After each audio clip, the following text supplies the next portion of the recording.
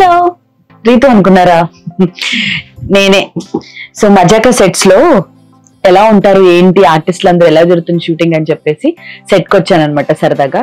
So Ritu గారు చూస్తే short లో ఉన్నారు. సరదాగా క్యారవెన్ చూద్దాము, అసలు హీరోయిన్ కి ఎన్నెన్ని ఐటమ్స్ యూజ్ చేస్తారు చూడండి. అసలు వాళ్ళ చెప్పులు కానీ లేకపోతే జ్యువెలరీ కానీ బట్టలు కానీ ఇన్ని ఉంటాయి. ఇది చూసి ఇక్కడే స్ట్రక్ అయ్యి అన్ని అబ్జర్వ్ చేస్తున్నాను. సో ఎవరైనా చూస్తే ఏమైనా అనుకుంటారేమో, మీరు చూసేసారు. పదండి మనం సెట్ లోకి వెళ్ళి వాళ్ళతో మాట్లాడదాం. Okay, see you, let's go.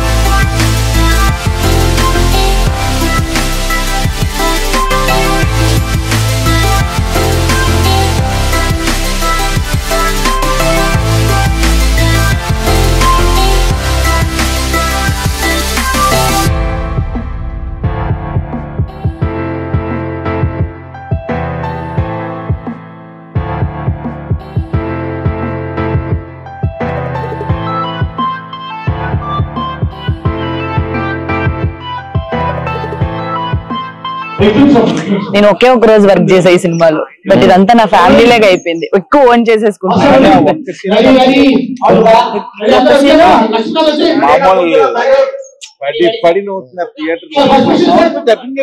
చెప్పాను సార్, సినిమా ఫ్లో కి ఆ సీన్ కి అసలు ఏమన్నా సింక్ ఉంటుందా? అలాంటి సీన్ నాకు తెలిసి ఏ సినిమాలో చేసుండ్రు. కానీ షూటింగ్ లో చాలా కష్టం అబ్బా. మేకింగ్ సినిమాలు చూసి ఈజీగా మనం అనేస్తాం గానీ అక్కడ ఆన్లైన్ ఎడిటింగ్ చేస్తాడు స్వామి. యా స్వామి, ఇక్కడ ఎలా ఉంటదంటే ఆ షార్ట్ ఇక్కడ వెంటనే రికార్డ్ మనం షూట్ చేయడం, ఇక్కడ ఎడిట్ చేయడం, ఆన్లైన్ ఎడిట్ ఇమీడియట్ అయిపోతుంటది. మా ఊరు దగ్గర ఇల్లూరు చుట్టాలు అనకాపల్లి రేపు వెళ్తున్నాను సార్ నేను. కోనరం దగ్గర ఏదో ల్యాండ్ ఉందంట చూడడానికి.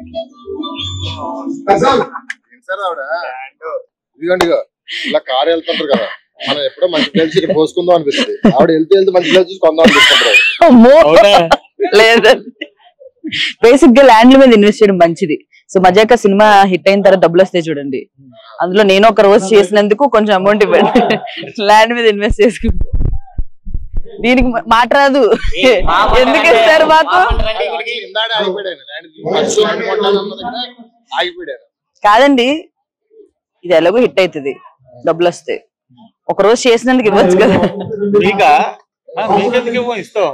నిజంగా ఈ బిట్ ఉంచండి. సినిమా హిట్ అవ్వగానే మీకెందుకేమో అంటే ఎంత పర్సెంటేజ్ ఇవ్వచ్చు? అది ఎప్పుడో ఇచ్చారు.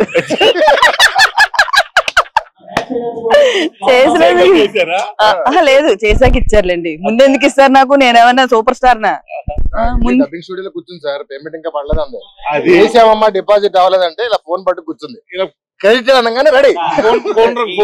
మర్చిపోయా, డబ్బింగ్ అమౌంట్ ఇవ్వలేదండి. డబ్బింగ్ కి కార్ లో వచ్చింది, కార్ కన్వీన్స్ ఇవ్వలేదు. కానీ డబ్బింగ్ చెప్పినప్పుడు కూడా ఎంజాయ్ చేసేది తెలుసా నేను సీన్ ని. మామూలుగా షూట్ లో మనం అందరూ ఉంటారు కదా, ఫుల్ నవ్వుకుంటాం. నేను ఒక్కదాన్ని చెప్తూ అండ్ వీళ్ళిద్దరు కాంబినేషన్ మీకు తెలిసే ఉంటది. మామూలుగానే సినిమాలో ఫన్ ఉంటది, బట్ ఈ సినిమానే ఫన్ మొత్తం. సో ఇంకెలా ఉంటదో. సీట్లు వేస్తాయండి, చూసారా? సీట్లు వేస్తే డైలాగ్ చెప్పడానికి కూడా లేగట్లేదు సార్. ఇంత పెద్ద మూమెంట్స్. కానీ ఈయన చేసిన మూమెంట్స్ ని మనం ఒక మాస్టర్ వాడుకోవాలి. ఎందుకంటే ఇటు కాలు ఊపడం అనేది, ఇలా అనేది, ఇది ఒక స్టెప్. నిజంగా ఇవన్నీ ఈజీగా రావు, ఓన్లీ త్రినాథ్ గారికి మాత్రమే వస్తాయి. మీ స్పీచ్లు అలా ఇస్తారు? ఎలా ప్రిపేర్ అవుతారా? ముందే ప్రిపేర్ అవ్వచ్చు కదా.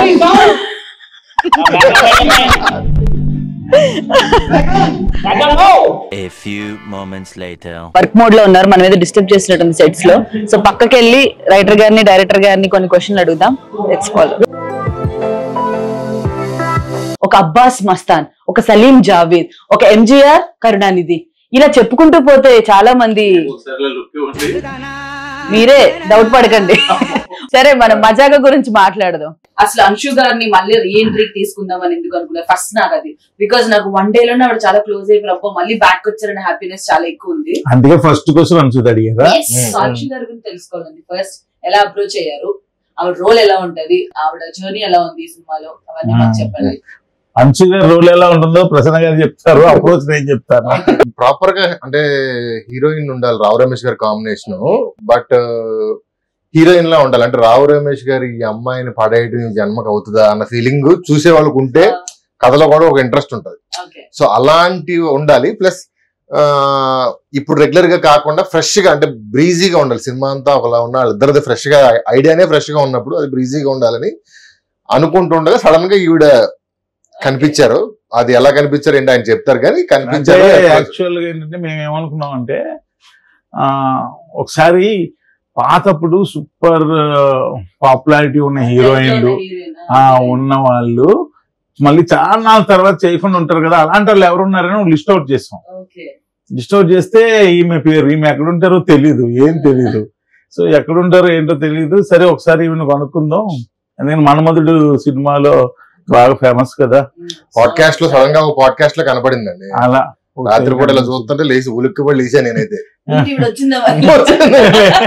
అసలు ఈవిడ మర్చిపోయాం. మేము అంజలా జవేరి, సోనాలి బింద్రే ఆ యాంగిల్ లో తిరుగుతున్నాం మేము. అప్పుడు కనిపించింది ఎక్కడున్నారు, లండన్ లోనే మొత్తం మీద వెళ్ళా ఫోన్ తీసుకున్నా.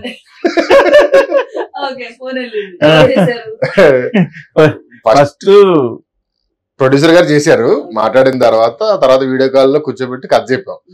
ఆవిడ కథ చెప్తున్నప్పుడు సగం కథ అయిన తర్వాత ఉండుండి చేతులు వెళ్ళా అంటుంది, ఉండుండి చేతులు వెళ్ళా అంటుంది. ఈవిడేంటి కింద ఎవడుకొని నొట్టేస్తుంది, కథ ఎక్కడ ఏంటి అర్థం అవ్వట్లేదు నాకు. కాసేపు అయ్యాక చెప్పింది ఏంటంటే ముందు అంటే కథ బాగుంది, మహా అయితే హాఫ్ అన్ అవర్ చెప్తారు, నాకు అంతకంటే ఏం చెప్తారన్న ఫీలింగ్ లో వెళ్ళి వాళ్ళ ఫ్యామిలీని ఎక్కడో పికప్ చేసుకోవాలి. వాళ్ళ కాలేజ్ లో ప్రిన్సిపల్ వాళ్ళకి చెప్పేసిందంట నేను రావట్లేదు, వాళ్ళని అక్కడ కూర్చోబెట్టని చేరలేదు. ఎంత టైం అవుతుందో కూడా నేను చెప్పలేదు.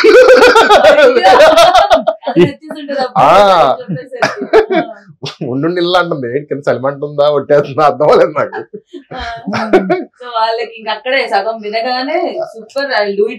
ఆవిడకి డెఫినెట్ గా అంటే ఈ తర్వాత ఎన్ని సినిమాలు చేసినా కూడా ఇది మాత్రం నిలబడిపోద్ది లైఫ్ టైం. వాళ్ళ పిల్లలకు గానీ నెక్స్ట్ జనరేషన్ కూడా ఆ సినిమా చేశానని చెప్పుకునే. ఇంకోటి మళ్ళీ ఇన్ని సంవత్సరాల తర్వాత మళ్ళీ వచ్చి సినిమా చేసి ది బెస్ట్ ఫిల్మ్ తన మళ్ళీ ఈ సినిమాతో అదైతే ఎక్స్పెక్ట్ చేయగలం. మీ ఇద్దరు కాంబినేషన్ వస్తున్న సినిమా అంటే ఆబ్వియస్ గా ద బెస్ట్ ఉంటది. అందులో అంశు గారు జాయిన్ అయ్యి చేయడం అనేది ఇంకా సూపర్. అదే మీరు జాయిన్ అయ్యి ఒక క్యారెక్టర్ చేయబోతే ఇంకా సూపర్. అది మాకు ఇంకా నమ్మకాలు పెరిగిపోయాయి. మా మజాక్ నన్ను ఎక్కడ మర్చిపోకుండా అక్కడెక్కడ నేను చేయడం నాకు హ్యాపీగా అనిపించింది మీ కాంబినేషన్ మూవీలో. And waiting for that like cinema చూడాలని చాలా వెయిట్ చేస్తున్నా. చూద్దాం. నెక్స్ట్ సందీప్ కిషన్ గారు, రావు రమేష్ గారు, ఫాదర్ అండ్ సన్, వీళ్ళ కోసం రాసుకున్నారు అవి స్టోరీ. ఈయనైతే రావు రమేష్ గారిని మైండ్ లో పెట్టుకునే నేను రాసినప్పటి నుంచి ఎప్పుడు నాకు అంటే ఈ కథ ఇప్పుడు కాదు, మేము ధమాకా తీస్తున్నప్పుడే పూర్తిగా కాకపోయినా లైట్ గా లైన్ గా తెలుసు. అప్పటి నుంచి రావు రమేష్ గారు అని అనేవారు. ఈయన ఫస్ట్ నుంచి ఆయన అనేవారు, అనుకోకుండా ఆయనే అందులో పడ్డం జరిగింది. ప్రాపర్ యాక్టర్ అండి, మీ యాక్టింగ్ క్రాఫ్ట్ తెలిసిన యాక్టర్. ఇక్కడ ఏ క్యారెక్టర్ కి ఎంత వరకు ఏం చేయాలి, మాడ్యులేషన్స్ ఎలా ఇవ్వాలి, everything top notches next level అండి. And I can see that fun అనగానే ఆయన యాంగిల్ నుంచి ఎలా వస్తుందో అర్థమవుతుంది. ఆయనతో వర్క్ చేశాను. యాక్చువల్ గా ఈ సినిమా అనుకున్నప్పుడు అందరూ ఫాదర్ సన్ కదా, ఆల్రెడీ హీరోగా చేసిన వాళ్ళు కొంతమంది పెడదాం ఇది అంటే నేను అన్నాను వాళ్ళు ఇంతకు ముందు చేసింది. ఎనీ గివెన్ హీరో ఇంతకు ముందు హీరోగా చేసిన వాళ్ళు ఎవరన్నా చేసింది. అది ఈయన ఆ పనులు చేస్తుంటే అది ఫ్రెష్ గా ఉంటది, చూసేవాళ్ళుగా అది ఉంటది. పెద్ద తరహాలో లేకపోతే ఇవి చేస్తారు కానీ ఈ యాంగిల్ లో ఎక్కువ ఎక్కడ మార్నింగ్ వచ్చి ఉంటే మీకు తెలిసి ఉండేది ఒక 50 మంది డాన్సర్లతో ఆయన డాన్స్ బిట్లు వేస్తున్నారు. రావు రమేష్ గారు చూస్తున్నప్పుడు మేమే విపరీతంగా పట్టు వస్తుంది మాకు. వెనకాల 50 మంది డాన్సర్లు ఫేస్ ఎక్స్ప్రెషన్ నవ్వొస్తుంది ఏదైనా పని ఇది స్టెప్స్ చేసినప్పుడు ఆయన చూడాలి నేను ఊహించుకుంటున్నాను. ఆయన స్టార్ట్ చేసి రావడం పక్కన కుర్చీ వేసి కూర్చుని సార్ మిగతా అన్ని సినిమాల్లో నా కొడుకుని ఏమేం చేయొద్దని అవన్నీ చేస్తున్నారు సార్. రోజు అదే మాట ఆయన రోజు. Super super. కొత్త రావు రమేష్ గారిని చూడబోతున్నాం మనం ఈ సినిమాతో. అండ్ సందీప్ గారు అంటే సందీప్ గారి నుంచి నేను మేము వేసుకొచ్చాం సినిమా చేసినప్పటి నుంచి నాతో చేయాలని ఇంట్రెస్ట్ అయింది. మీరు వయసుకు వచ్చినప్పటి నుంచి చూసారా? మేము వేసుకొచ్చాం నా ఫస్ట్ ఫిల్మ్ పేరు అది. సో ఆ మూవీ నుంచి ఆయన ఎప్పటి నుంచి ఇంట్రెస్ట్. సందీప్ గారు అప్పటి నుంచి కరెక్ట్ గా చెప్పాలంటే దినాల్ గారు ఒక చిన్న సైజ్ ఫ్యాన్. ఆయన దినాల్ గారితో సినిమా చేయాలని ఆయనకి అన్ని మీతో చేయాలనుకున్న వాళ్ళు చేయడం అండ్ మీరు ఎవరితో వర్క్ చేయాలనుకున్నారో వాళ్ళందరూ కాంబినేషన్ లో చేయడం డెఫినెట్ గా ఒక గుడ్ ప్రొడక్ట్ అనేది వస్తుంది. ఆ హెల్దీ అందరం కలిసి ఇంట్రెస్ట్ పెట్టి సినిమా చేసుకుంటే అది డెఫినెట్ గా హిట్ అవుతుంది. పాజిటివిటీ అనేది కనిపిస్తుంది ప్రతి దీంట్లో కూడా. అలానే అనిపిస్తుంది నాకు కూడా. సో నెక్స్ట్ రీతు గారు. రీతు ఏంటంటే ఈ సినిమాలో 2 ఇంపార్టెంట్ క్యారెక్టర్స్ అంటే లేడీ క్యారెక్టర్స్ అంశు గారు రీతు గారు. వీళ్ళిద్దరి మధ్య ఒక భయంకరమైన వార్ జరుగుతూ ఉంటది. సో వార్ అంటేనే ఇద్దరు సరి అయిన కింగ్ లో లేకపోతే సరి అయిన ప్రిన్సెస్ లో ఉండాలిగా. సో అలాంటి ఫైట్ చేసే ఇది ఉండే అమ్మాయి ఎవరిలో కనిపిస్తుంది. చాలా ఇన్నోసెన్స్ అది ఉండొద్దు ఇలా ఇలా అనుకుంటున్నప్పుడు రీతు యాటిట్యూడ్ బాగా చేస్తుంది. బాగా యాటిట్యూడ్ అరగెన్స్ పెళ్లి చూపుల్లో గానీ వాటిల్లో గానీ అప్పుడు ఎవరిని ఎక్కడ పెట్టాలి అక్కడ పెట్టే పనులు బాగా చేస్తుంది.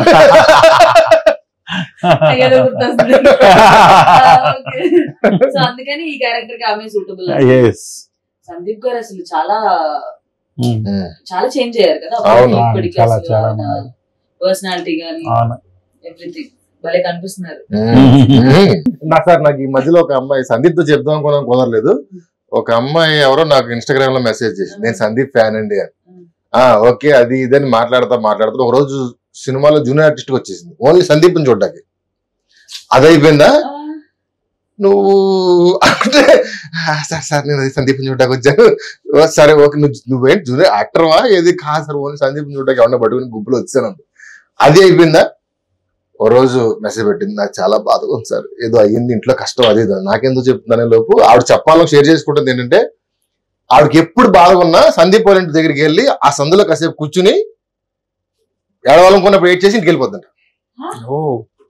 అంత పెద్ద ఫ్యాన్ అయితే సందీప్ గారిని కల్పించారు మీరు. నిజంగా బాగా అనిపించింది. ఎందుకు ఇలాంటి ఇంటర్వ్యూలు ఎందుకు చెప్పారంటే బాగా అనిపించింది నాకు ఏదన్నా బాధ ఉన్నా హ్యాపీనెస్ ఉన్నా ఆయనేనండి. ఆయన నెంబర్ లేదు ఆయనతో ఒకసారి ఎప్పుడో ఫోటో దిగింది అంతే అంట అక్కడ. బట్ ఏదున్నా బాధ ఉన్నా ఏదొచ్చినా ఇంటికి వెళ్ళి ఇంటి బయటకు కూర్చుంటదండి. ఆయన మాట్లాడే విధానం కూడా అసలు ఎంత వెల్కమింగ్ గా ఉంటదంటే మన ఈవెంట్ కి వచ్చారా each and every person greet చేస్తారు వెళ్ళి ఆర్టిస్ట్ ని అండ్ ఆడియన్స్ ని అందరినీ దగ్గరికి వెళ్ళి అందరికి షేక్ హ్యాండ్ ఇచ్చి అందరినీ పలకరించి సచ్ వెల్కమింగ్ పర్సన్ అసలు నాకు భలే అనిపించారు. ఎన్ని డేస్ అయింది సార్ షూట్ మొత్తం? ఇప్పటికి కరెక్ట్ గా ఈ రోజు 60th డే. 60 రోజులు 60 రోజులు ఆల్మోస్ట్ అయిపోయింది కదా. ఆల్మోస్ట్ అయిపోయింది. ఒక సాంగ్ పేరెంట్స్ అంటే ఫాస్ట్ తీసారండి. ఫాస్ట్ గా తీయమన్నారండి. సో 60 రోజులు అంటే వెరీ ఫాస్ట్ అసలు.